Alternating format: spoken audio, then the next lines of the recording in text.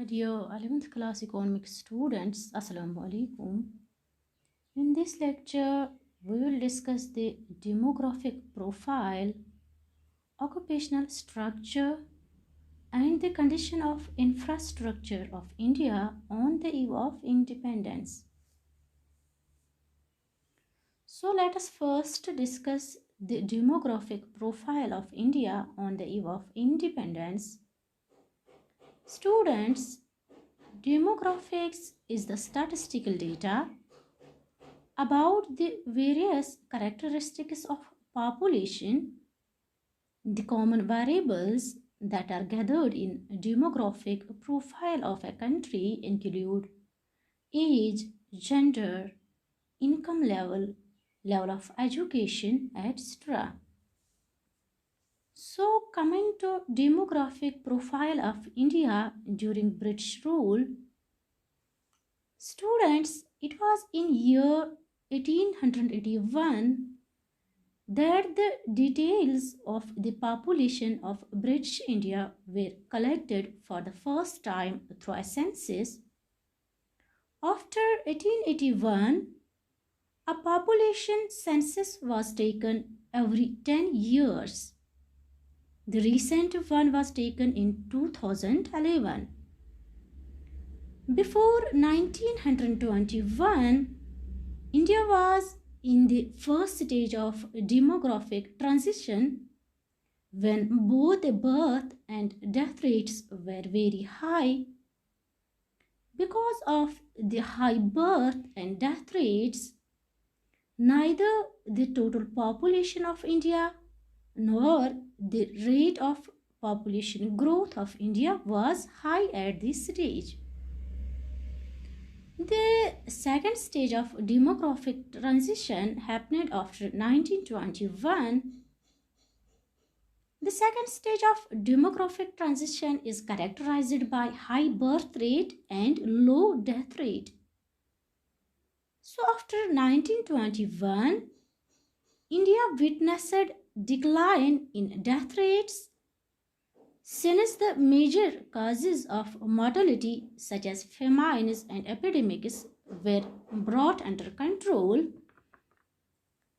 The year 1921 is thus described as the year of Great Divide, as after 1921, population of India grew continuously and rapidly due to decline in death rates and high birth rates.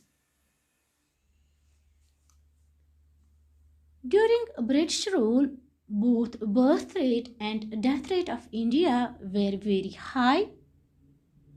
Birth rate refers the number of live births per thousand of population per year, and death rate is the number of deaths per thousand population.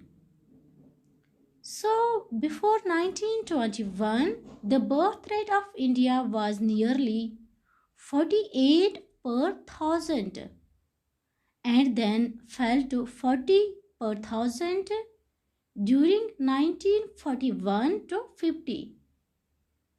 Now coming to death rate of India, it was as high as 42 per thousand till the year of Great Divide, that is till 1921, and then declined to 27 per thousand during 1941 to 50. The social development indicators were also not very encouraging at that time. The overall literacy rate was less than 60% during British period as compared to 74% at present.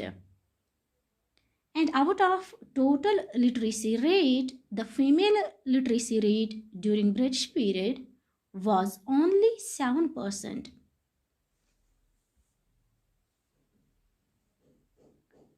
Public health facilities, they were also unavailable to very large section of population during British period in India. Wherever health facilities were available, They were inadequate, or we can say they were not sufficient.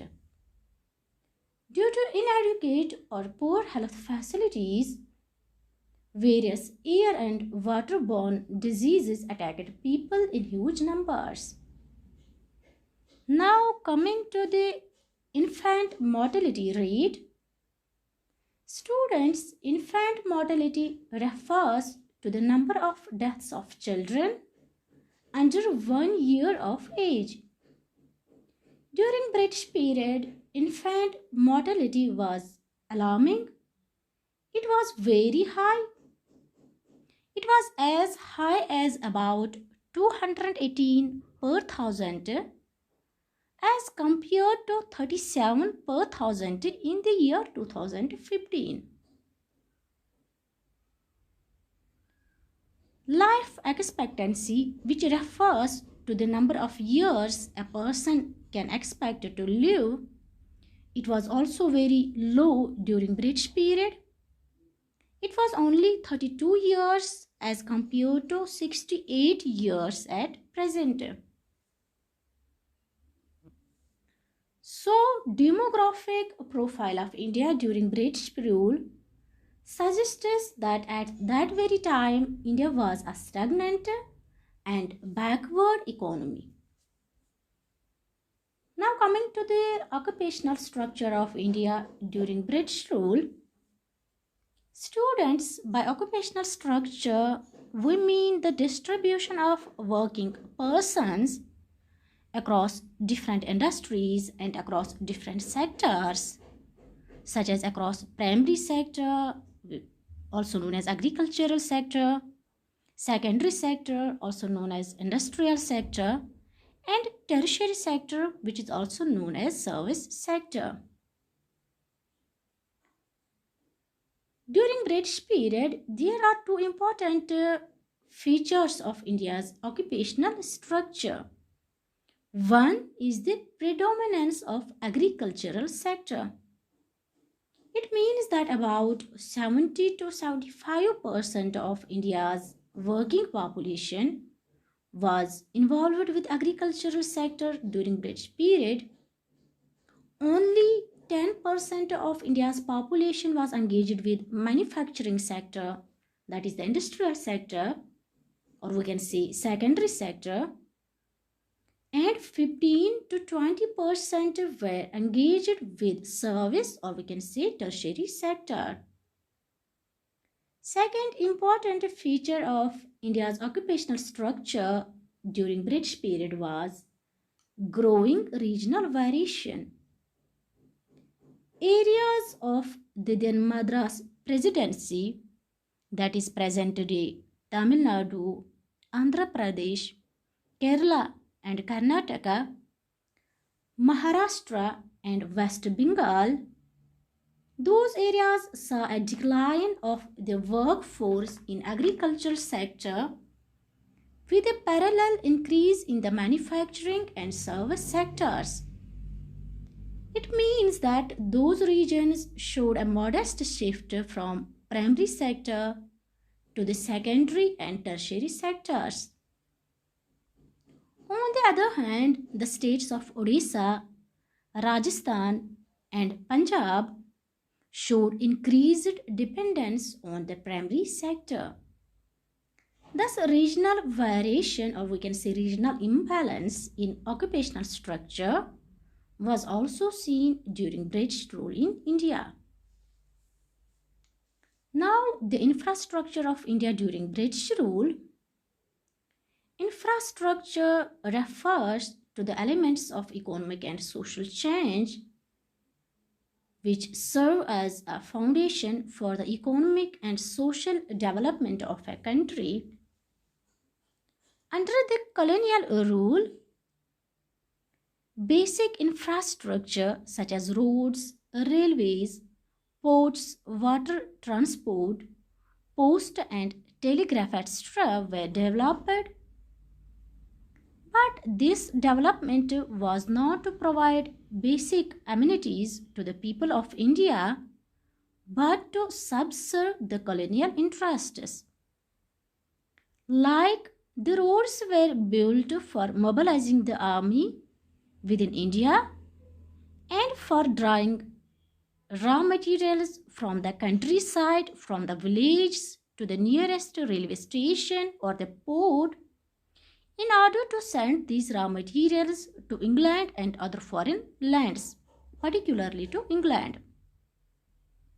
The railways, which was introduced in India in 1850, helped in commercialization of Indian agriculture, which adversely affected the comparative self-sufficiency of the village economies in India. The introduction of the expensive system of electric telegraph in India in 1857 similarly served the purpose of maintaining law and order. So, summarizing the topic of the state of Indian economy on the eve of independence that we were discussing from the past few days, we can state that from British, we inherited a backward and stagnant economy. Due to the unjust and discriminatory policies of British government, the Indian economy on the eve of independence showed a very low economic growth rate. The agricultural sector was badly hit and it was characterized with surplus labor and extremely low productivity. India's world famous handicrafts were systematically destroyed due to discriminatory policies of British government. Although modern industry had begun to take its roots during British period, but its growth rate was very low. Foreign trade of India was also controlled by British government in such a manner that they contributed to colonial interests of the British government. The socio-economic indicators of India were also very discouraging during British rule. Thank you.